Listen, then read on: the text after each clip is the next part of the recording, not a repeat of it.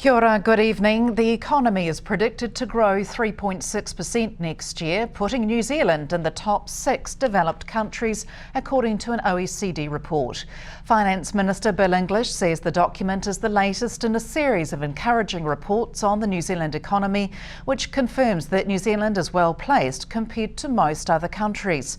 The forecast growth rate of 3.6% would put New Zealand well above the OECD average of 2.4% forecast for next year and ahead of Australia on 2.7%. City valuer Trevor Thayer has released the biannual Central Business District Foot Traffic Survey, and it's not good reading for retailers not positioned on Esk Street. Hunter Andrews with more. The most recent survey was conducted on the 8th of this month. 20 surveyors placed around the city for half an hour in the morning between 10:30am and 11am, and again between 2:30 and 3pm, counted the numbers passing by. The warehouse again dominates, with the centre of Esk Street also holding its own, but elsewhere there's little good news. The warehouse 11 Street is showing something like 800 odd people per hour through the red door there, and that compares with the highest count in Esk Street at Cotton On at just over 300, and that's on par with where it was back in 2011, 09 and 07, so it's pretty consistent in Esk Street. Unfortunately, we've seen drop-offs in all other locations, Tay, Kelvin, Don, Bad and Don, and drop-off in D Street. Don Street's got several vacancies, the moving of Mount McLean, loss of 70 people there. Public Trust is empty. 19 Don Street, where cash converters and staff are upstairs, is also empty. So there's just a few holes to fill there. And the other areas, any thoughts there? Tay Street in particular, that's quite dramatic, isn't it? It is. Again, it's just showing the lack of an anchor. We've just got other smaller tenants that are trying to pull traffic, and again, without highlighting what's going to happen, Outdoor World are moving on Tay, so again we're going to lose another anchor. And so it just weakens the strength of that part of the block. The survey was conducted on a cold day in the city, but Trevor Thayer is confident temperature had little impact on the final count. Yeah, it was a cold day, but it was interesting to see that the warehouse numbers were still quite high. At least it's consistent, if you know what I mean. We've I sort of think on a hot day like yesterday, people may have stayed home in the garden too, so you've sort of got to try and keep it in perspective. Yeah. Foot traffic surveys have been conducted since 1974 and prove invaluable for setting property values and rents. In our analysis, in terms of Esk Street rentals, so say you're comparing the Cotton On shop to one that's say McKnight and Brown, or down this end like Jeans West. So you look at those numbers, seeing what number of pedestrians pass that door, and you're comparing that with your rental levels, just to say, well, look, this was top of the pops and has been strong, so you apply a premium. Like if a retailer had a choice, believe it or not, it's not on the edges that they want to be in the middle. Mr Thayer believes the answer to the problem of the declining CBD is to bring or keep people pullers in the central city. We need those anchors, whether it's the information centre, whether it's the museum or art gallery. It's just those people pullers that we need to keep in the city to keep them coming. Yeah. The survey confirms there's no lack of challenges for the centre city, with the City Council seemingly divided over a multi-million-dollar upgrade, retailers going head-to-head with online options, and of course the requirement to bring buildings up to an acceptable earthquake standard. Hunter Andrews, South Today News. The government yesterday completed the sell-down of its stake in the national carrier Air New Zealand. The government secured $365 million from the sale of a 20% stake of Air New Zealand after scaling back its financial involvement with the airline from 73% to 53%. Trading in the airline stock had been halted for 2 days as stock was redistributed. When the market opened this morning, the stock began to slide in value, finishing the day's trading at $1.60 under its opening price of $1.65. Invercargill will soon have access to improved power services thanks to a high-capacity power cable being laid in the city. A 33 kV cable being laid from PowerNet's Invercargill Transpower Station to their new substation in Spey Street is a work in progress. The large cable is being laid along Yarrow Street, and at the intersection of Queen's Drive and Yarrow Streets, tunnel ducting has been laid in preparation for the cable to run under the newly upgraded road. PowerNet says the new cable will provide greater reliability, capacity and security of supply to the central business district and nearby residential areas. Still to come on South Today News, the call is on for donations to help furnish the South's new animal ark.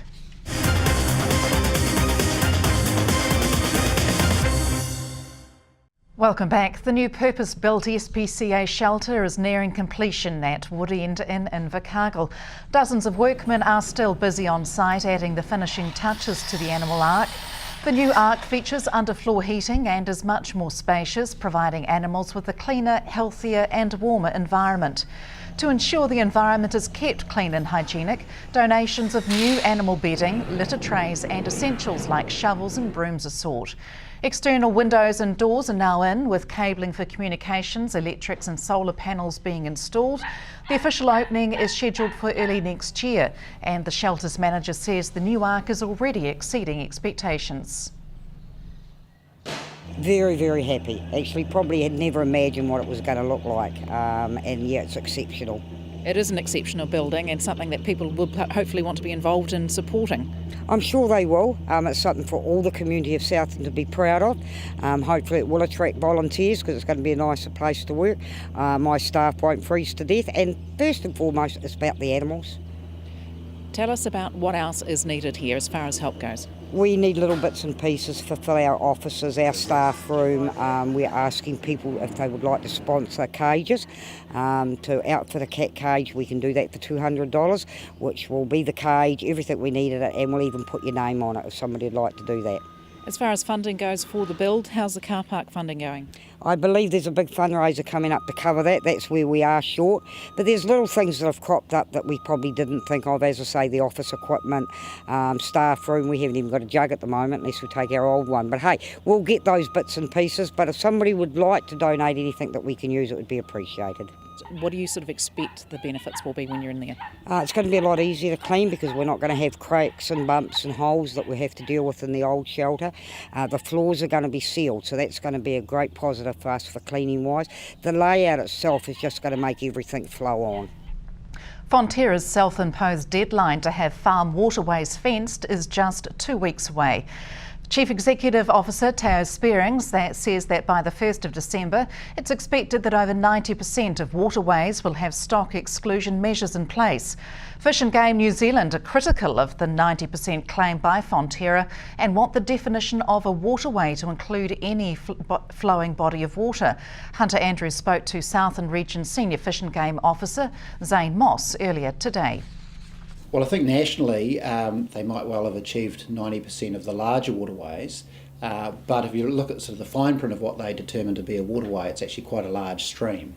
We'll be meeting that in Southland certainly because of the nature of our streams down here, and most of the streams of the Southland Plains that are converting to dairying or have been converted will have been fenced, partly because of hopefully good environmental stewardship from guys, but also because the streams are really quite in size, they're quite steep-sided, so if you don't fence them, cows get lost in there, which is obviously fairly significant financially for farmers, so they just need to do it for good farm management.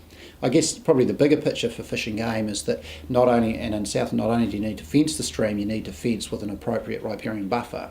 The big problem is not only cows directly defecating in streams, but it's also stopping that runoff from adjoining paddocks as well.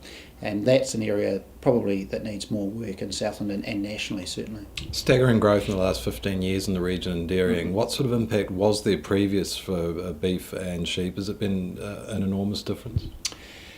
Yeah, there are differences. And were farmers actually fencing for beef and sheep farming? I think there's been, as there's more stress on the environment, if you like, and some of the environmental parameters deteriorate, there's been greater recognition as well. You know, the public's perception of water quality is a lot higher than it was in terms of raised around the issues, and as a consequence, a lot of sheep and beef farmers have fenced as well. It's a lot of the land as it gets slightly steeper towards more rolling country where it's harder to fence, where sheep and beef guys are less inclined to have fenced. And that's sort of a move at the moment from Environment Southland and for advocacy bodies like Fish and Game and others to try and push and encourage more of that work to be done. Fencing streams is the most important environmental step to take It's the most cost-effective step. Most guys have fenced to some degree as well, but unfortunately there's always guys who are sort of lagging behind. Fishing Game's encouraging Environment Southland to have some sort of regulatory underpinning to require fencing of streams, because unfortunately whilst some guys are doing really well, others aren't and seemingly have no intention of doing it. So to drag them sort of kicking and screaming is going to require some rules. You're not going to be able to negotiate in good faith and encourage them and educate them around the need to do it. This has been ongoing for 15 or more years, increasing recognition of the need to fence these streams. So we need to have some sort of timelines and some rules underpinning it now. What does Fish and Game consider a waterway? What is a waterway? Sure. I mean, the size and that sort of thing. What should be fenced?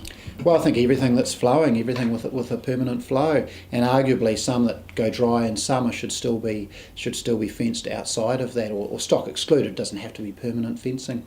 As you'll appreciate, any water that falls and flows through a stream is going to find a larger water body at some stage. So anything that stock can get into, they will cause issues with. And to some degree, a smaller stream's more vulnerable to stock damage than a larger stream. So pretty much everything with a permanent flow should be excluded.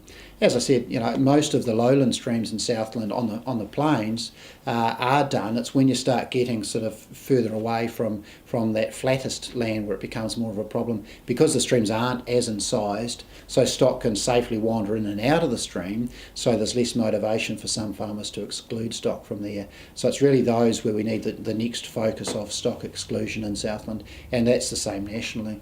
So Fonterra's got it right. They are heading in the right direction. The recommendations to their farmers or shareholders, if you like, are on the money. It's fairly simplistic to say, and I think they're being a little bit mischievous in their press releases, saying they're fencing or nearly fenced 90% of their streams. They've fenced 90% of the larger streams, and when previously that's been independently audited, it's been way off the mark, their claims. So hopefully it's closer to the mark now, but they won't have fenced 90% of all of the streams that they need to fence, certainly. It was a journey to remember this morning for one young Invercargill boy. 4-year-old Finn Hartnett was the winner of a competition run by the Invercargill Fire Service, the prize being dropped off by a fire truck to his day's activities. After being dressed in a child-sized firefighting kit, Finn tested the equipment on board before loading up for the drive to his daycare. Classmates also had a chance to take a close-up look at the fire appliance. October's treasure hunt competition was run as part of the Fire Service's Keep Looking While You're Cooking campaign. And that's it from us tonight. Sport is along after the weather next. Good evening.